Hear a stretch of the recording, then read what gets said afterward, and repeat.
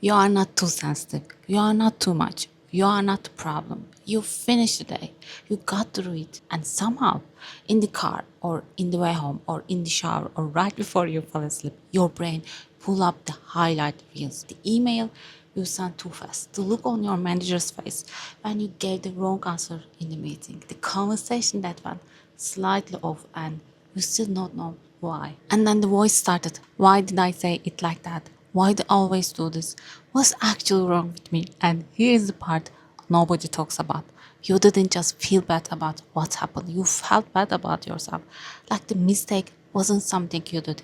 It was something you were. I know that feeling. I lived inside it for years. My first real job, a manager I couldn't get along with no matter how hard I tried. Every conflict, every difficult moment, every day I went home feeling like I had failed. I didn't process it and move on. The problem was me, and I called it high standards. I called it self-awareness. I called it caring about doing well.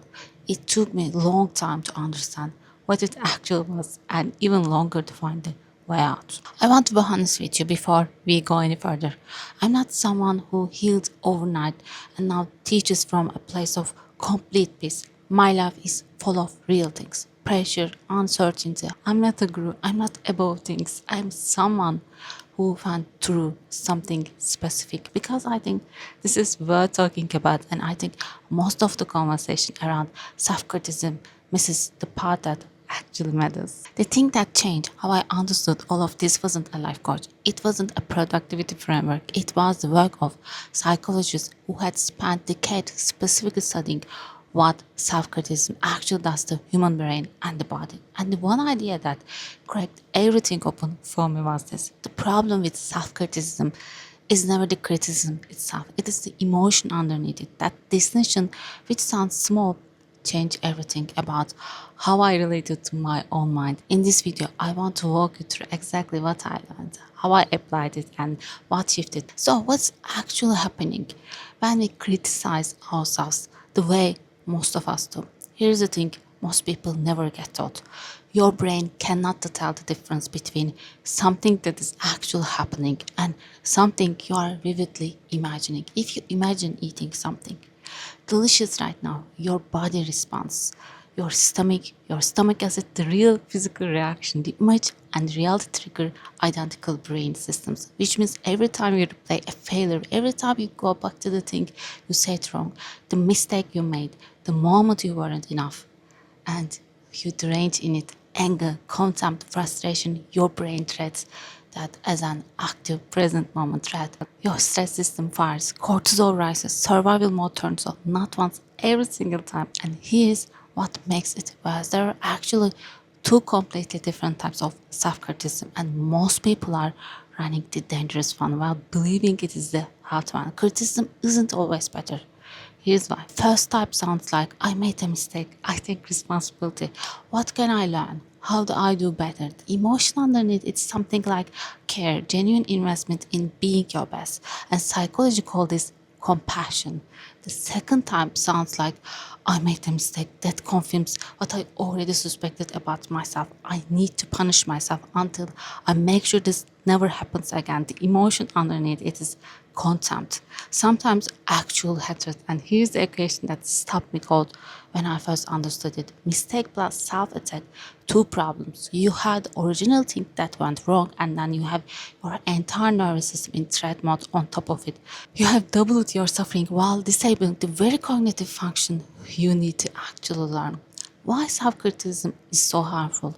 When I was going through that period at work, the one with the manager I couldn't get along with, I decided to try something small.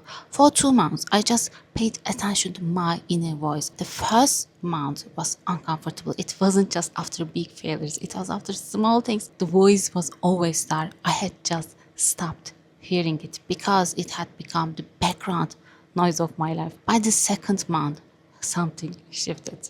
The moment I noticed the voice, really noticed it like an observer watching it rather than a person inside it. It had slightly less power because I wasn't inside it anymore. I was watching it. A question appeared that I hadn't been able to ask before. Is this actually true, or is this just a story I have been telling myself for so long? I forgot it was a story. That distance was the beginning of everything. Here's what actually helped me move from that place to somewhere different. Not a story, as things I practiced badly at first and then slowly better. Step one, notice the tone, not just the thought. Most people try fix the content of their inner critic. They try to replace the negative thoughts with a positive one.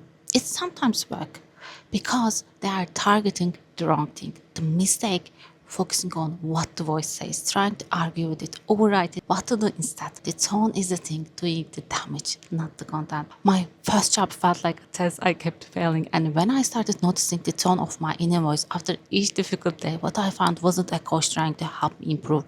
Here, how to practice it. After something goes wrong today, pause and ask one question. What emotion is underneath this right now? Not what you are thinking, what you are feeling. Name it. That single act moves you out of the thread and into the part of your brain that can actually think clearly. Step two, break the punishment loop. Staying in the frustration after a mistake is not accountability, it is punishment, and they are not the same thing. The mistake most people make, they believe that the longer they feel bad about something, the more seriously they are taking it. They stay in the replay because leaving feels like a letting themselves off the hook. They reframe the stress response. The cortisol, the threat activation physically impairs the brain function. You need to learn. You cannot gain insight while your nervous system is in full attack mode. It's like trying to explain something a toddler. What to do instead? Three parts on it. Name what happened. Own your responsibility. Identify one thing you would do differently. Then ask, what does this teach me? That is the door out of punishment and into learning. Step three, find the armor. This is the step most people never take, and it is the one that was actually running everything for me. Self-hatred is not a personality flaw. It's a protection strategy that stopped working. I was my own worst critic so that no external critic could surprise me. You are already suffering because of what happened, and then you suffer again because you are criticizing yourself for suffering. That's two layers of pain from one event. The first one, you couldn't control it. The second one, that's optional. What to do instead? Ask yourself, honestly, am I criticizing myself to grow or to protect myself others' opinion? Those are two completely different motivations wearing the same costume. One is useful to others is costing your happiness. I went from waking up every morning with that tight red in my chest to something I can only describe as quiet, not because I fixed everything about myself, but because I stopped spending all my energy holding the armor in place. Step 4, question standards. A lot of time, what we punish ourselves for is not actually our own standard. We observe it from somewhere and we never stop to ask whether we actually choose it. The gap between where you are and where you think you should be has never been artificially wider. And when you feel that gap, culture has a very clear message. That's your fault. Work harder, be more, fix yourself. What to do instead? When this standard actually mine, or did I observe it from somewhere else? You don't have to keep every standard you inherited. Step 5, practice the correction. There is a version of holding yourself accountability that doesn't destroy you. Most people have never experienced the mistake believing the only options are self criticism or no standards at all. Most people have never seen a third option model, so they default to punishment because at least that feels like caring. The core difference, there is a difference between being your own coach and being your own critics. The coach asks, what happened? What did I learn? What do I do different next time? And the prosecutor asks, why did you do that? What's wrong with you? How could you let this happen again?